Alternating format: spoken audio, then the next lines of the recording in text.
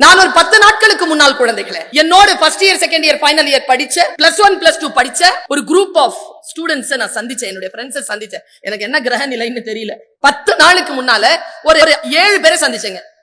7 பேரை சந்திச்சேன். அதில் ஒருவன் என்னோடு கல்லூரியில் படித்தவன். நான் ஒரு காலேஜ்ல படிச்சேன், அவங்க வேற காலேஜ்ல படிச்சாங்க. நாங்களாம் காம்படிஷனுக்கு வருவோம்.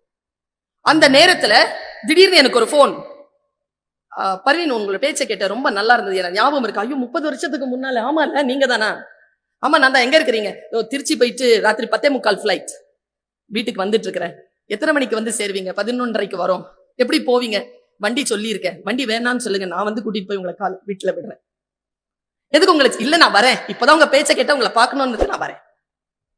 சரி, 30 வருஷம் கழிச்சு ஒரு நண்பனை பாக்குறேன். வந்து நிறுத்துறான் பாருங்க, அரைவல்ல ஆடி கார்ல வந்து நிக்கிறான். ஒரு ஆடி கார்ல வந்து நின்று என்னை கூட்டிட்டு போய் என்னுடைய வீட்டு வாசலில் விட்டு வணக்கம் சொல்லிட்டு போயிட்டான். இது நான் என்னோட படித்த ஒரு மாணவன். இன்னொரு ஒருத்தியை பார்த்தேன். அந்த பெண் ஒரு கட்டடத்தினுடைய திறப்பு விழா, அந்த திறப்பு விழாக்கு போயிருந்த பொழுது அங்க ஹாஸ்பிட்டல், அது அங்க ஊசி போடுற ஒரு சின்ன இடம் இருக்கு. அந்த சின்ன இடத்துல ஊசியை கழுவி கொடுக்கின்ற அந்த அட்டெண்டர் வேலையில இருக்கா. இன்னொரு ஒரு பெண்ணை பார்க்கிறேன், வெளியிலே அந்த மீர்சாஹிப்பேட்டை மார்க்கெட்ல காய்கறி எடுத்து போட்டுக் கொண்டு இருக்கிறார். உலகம் எல்லோருக்கும் எல்லா விதமான வாய்ப்புகளை தருகிறது குழந்தைகளை. நானும் அவர்களோடு தான் படித்தேன். இன்றைக்கு ஒரு பல்கலைக்கழகத்தில் பேராசிரியராக இருக்கிறேன்.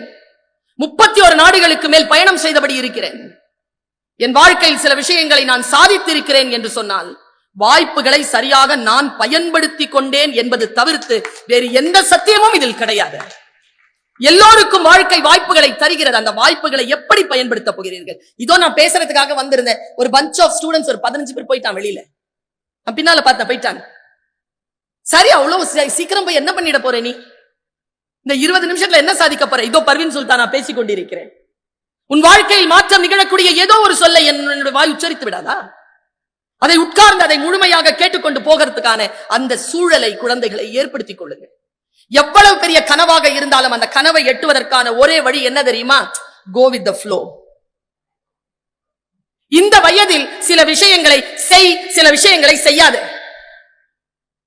இந்த தாய் உனக்கு சொல்லித் தருகிறேன். செய்யத்தக்க அல்ல செய்ய கெடும், செய்யத்தக்க செய்யாமையாலும் கெடும். ஐயன் வள்ளுவன்.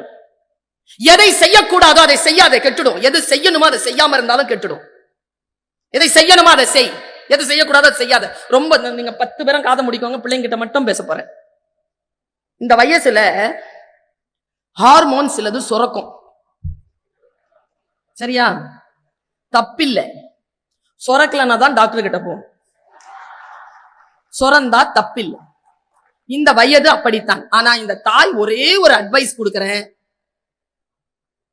20 வயசு 22 வயசுக்குள்ள லவ் பண்ணாத. உண்மையாத்தான் சொல்றேன். ஏன் பண்ணாதன்னு சொல்றேன் தெரியுமா? பிள்ளைங்க எல்லாம் கை தட்டுது, பசங்க எல்லாம் கம்முன்னு பாக்குறான். என்னமோ மேட்ர அக்கா சொல்லுது, என்னதான் சொல்லு பாத்துக்கலாம், அப்புறம் முடிவு பண்றேன். நானு சொல்றேன் பாரு, இன்னும் ஒரு 5-10 வருஷத்துல ஏதோ ஒரு சனியா வந்து சேர போகுது, சரியா? வந்துருச்சுன்னு வச்சுக்க, ஏன் போகாது? போகும் சார், போகாதுல்ல,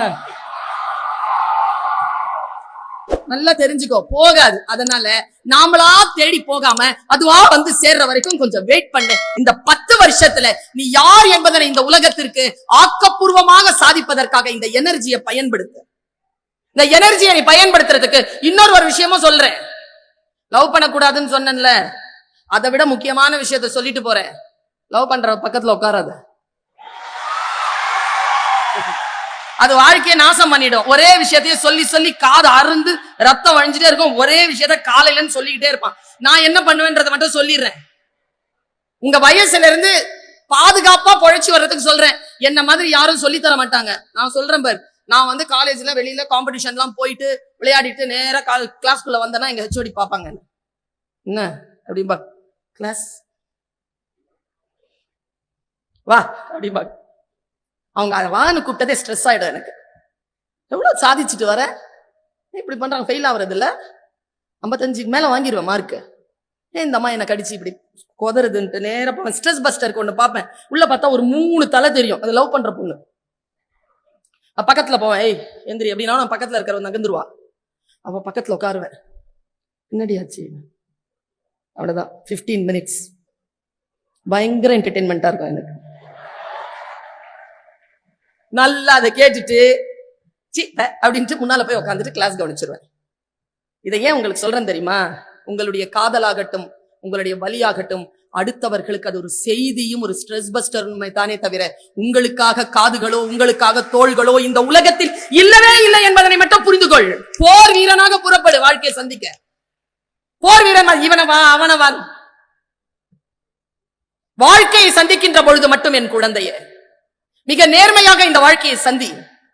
நான் ஒரு பெண் பேச்சாளராக வருவதற்கும், காலையில் வந்துட்டு போனாங்களே பாராளுமன்ற உறுப்பினர், அவர் பேச்சாளராக வருவதற்கும் வித்தியாசம் இருக்கு. நான் புலம்பெயர்ந்து ஒரு இடத்திலிருந்து எழுந்து வருவதற்கும் ஒரு ஆண் புலம்பெயர்ந்து ஒரு இடத்திலிருந்து வருவதற்கும் வித்தியாசம் இருக்கு. இதோ இங்க 3 பேர் முதல்வர்களாகவும் ஐக்யூஎஸ்சி கோஆர்டினேட்டராகவும் உட்கார்ந்துட்டு இருக்காங்க, நான் பேச்சாளராக உட்கார்ந்து இருக்கிறேன்னா, இதோ இந்த பேராசிரியர்கள் இங்க உட்கார்ந்து இருக்காங்கன்னா, ஒரு வித்தியாசத்தை மட்டும் உங்களுக்கு நான் சொல்லிடுறேன் குழந்தைகளை. இன்னைக்கு வயலன்ஸ் அகைன்ஸ்ட் டே. மனசால இந்த விஷயத்தை சொல்ற, எனக்கு எந்த உள்நோக்கமும் கிடையாது. நீ புரிஞ்சுக்கிட்டேன்னா நான் சொல்லுகின்றேன், இன்னும் 5 ஆண்டுகளுக்குள் நீ மிகப்பெரிய உயரங்களை எட்டுவாய், மிக உன்னதமான இடத்துக்கு போவாய். அதற்கான ஸ்ட்ராட்டஜி தான் சொல்லிட்டு இருக்கேன். இதோ இந்த ஆண்கள் இங்கே உட்கார்ந்து இருப்பதற்கும், மேடையில் ஆண்கள் உட்கார்ந்து இருப்பதற்கும், பெண்கள் உட்கார்ந்து இருப்பதற்கும் ஒரே ஒரு வித்தியாசத்தை மட்டும் நீ புரிஞ்சுக்கோ. இவங்க உட்காரணும்னா ஒரு 50 வருஷம் உழைச்சிருக்கணும், ரத்னம் சார்லாம். மற்றவர்கள் ஒரு 30-35 ஆண்டுகள், 40 ஆண்டுகள் இவர்கள் எல்லாம் உழைத்தார்கள், அதனால் வந்து உட்கார்ந்து இருக்கிறார்கள். நீங்களாம் ஒரு 12-13 வருஷம் உழைச்சிங்க, உங்க அம்மா அப்பாவுடைய உழைப்பும் சேர்த்தா ஒரு 20 வருஷம் உழைப்புல நீங்க இங்க காலேஜ்ல வந்து ஸ்டூடெண்ட்ஸா உட்கார்ந்து இருக்கிறீங்க. ஆனால் பெண் குழந்தைகள் இங்கே உட்கார்வதற்கும், பெண்கள் இங்கே பேராசிரியர்களாக இருப்பதற்கும், பெண்கள் முதல்வர்களாக இருப்பதற்கும், பெண் பேச்சாளராக இருப்பதற்கும் பின்னால் 1000 ஆண்டுகள் போராட்டம் இருக்கிறது என் குழந்தைகள். நாங்கள் 1000 ஆண்டுகள் போராட்டத்திற்கு பிறகுதான் இந்த சீட் எங்களுக்கு கிடைச்சிருக்கு. உங்க கிட்ட நான் கேட்கிற ஒரே விஷயம், இந்த குழந்தைகள் வந்திருக்கிறார்கள், நீங்கள் படிக்கின்ற அதே வளாகத்தில் படிப்பதற்காக வந்திருக்கிறார்கள். நீங்கள் அவர்களுக்கு செய்யக்கூடிய ஆகப்பெரிய உதவி என்ன தெரியுமா? Don't disturb them. டிஸ்டர்ப் பண்ணாதீங்க. பெண் குழந்தைகளுக்கு சொல்றேன், ஏதோ உங்களுக்காக தான் பேசுறேன்னு நினைச்சுக்காத. எனக்கு பையன், எனக்கு பொண்ணு கிடையாது. 23 வயசு ஆகுது அவனுக்கு. பயந்து போயிருக்கிறேன் நான். பசங்க மேல எனக்கு பயமே கிடையாதுப்பா. நிறைய பசங்க எப்படிப்பட்டவங்க தெரியுமா? குடும்பத்துக்கு ஒரு புள்ள இல்ல 3-4 இருந்தா கூட படிக்கிறதுக்குன்னு தேர்ந்தெடுக்கப்பட்ட ஒரே புள்ள, தாலி அடமானம் வச்சு, வீராப்பு பேசி, நிலத்தை வித்து, ப்ராவிடன்ட் ஃபண்ட் அறுத்து, என்னென்னமோ சொல்லி கொண்டாந்து இந்த பிள்ளைங்களை படிக்க வச்சிருக்கிறோம்.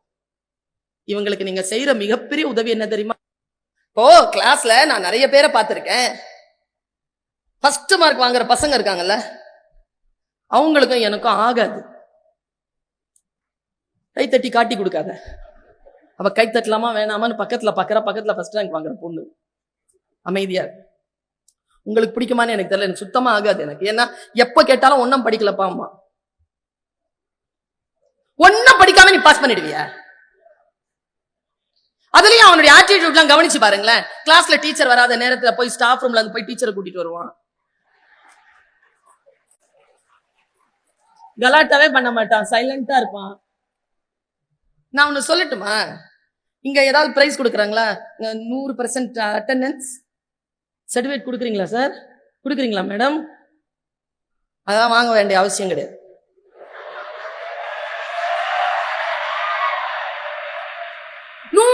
காலேஜ் வந்து என்ன பண்ண போற? நான் சொல்றேன் பாரு, நான் வந்து வின்னிங் ஸ்ட்ராட்டஜி தான்.